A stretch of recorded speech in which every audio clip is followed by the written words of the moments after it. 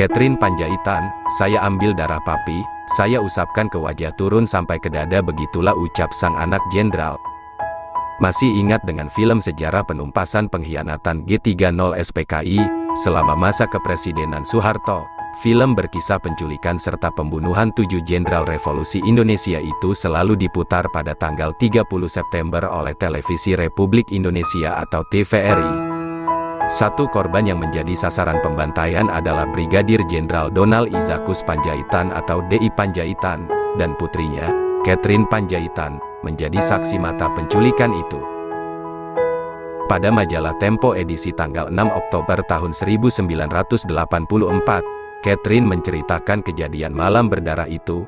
Ingatan itu tertuang dalam tulisan berjudul, Kisah-Kisah Oktober tahun 1965. Bagi Anda yang sempat menonton filmnya pasti melihat adegan Putri DI Panjaitan membasuhkan darah sang ayah ke mukanya. Tapi benarkah Catherine melakukan hal itu? Saya melihat kepala papi ditembak 2 kali, Catherine mengisahkan.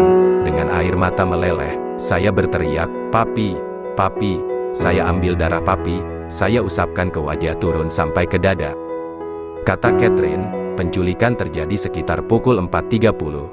Pada tanggal 1 Oktober tahun 1965, kala itu, ia tengah tidur di kamar lantai 2, kemudian terbangun karena teriakan dan tembakan.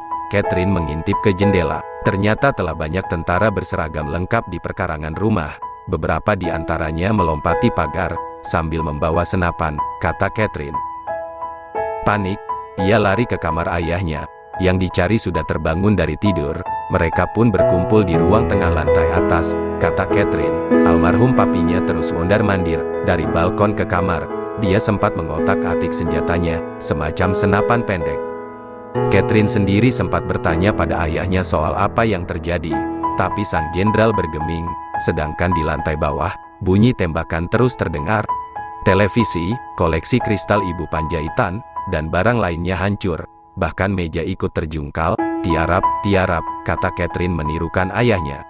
Sebelum menyerahkan diri ke tentara, mendiang Panjaitan sempat meminta Catherine menelepon Samosir, asisten Jenderal S. Parman. Usai itu, Catherine menghubungi Bambang, pacar sahabatnya. Tapi belum selesai pembicaraan, kabel telepon diputus. Berseragam lengkap, kemudian DI Panjaitan turun ke ruang tamu. Seorang berseragam hijau dan topi baja berseru, "Siap, beri hormat." Tapi Panjaitan hanya mengambil topi, mengapitnya di ketiak kiri. Tak diacukan begitu, si tentara memukul Panjaitan dengan gagang senapan, hingga ia tersungkur. Setelah itu, kejadian bergulir cepat. Dor, dor, darah menyembur dari kepala papi, kata Catherine.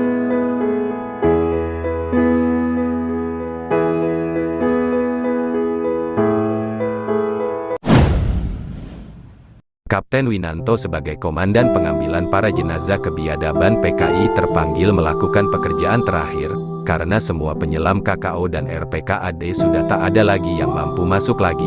Mereka semua kelelahan, bahkan ada yang keracunan bau busuk hingga terus muntah-muntah. Ternyata benar, di dalam sumur masih ada satu jenazah lagi. Jenazah itu adalah Brigjen DI Panjaitan.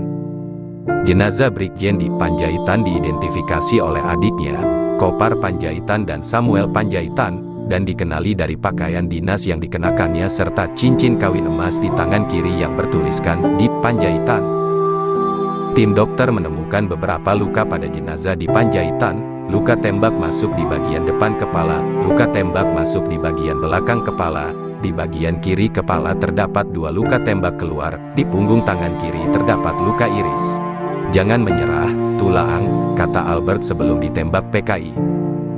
Dan, Jenderal DI Panjaitan dibunuh dengan keji saat berdoa dengan khusyuk. Selamat jalan Jenderal DI Panjaitan, Patriot NKRI, pengorbananmu akan kami pertahankan agar NKRI bebas dari kebiadaban PKI.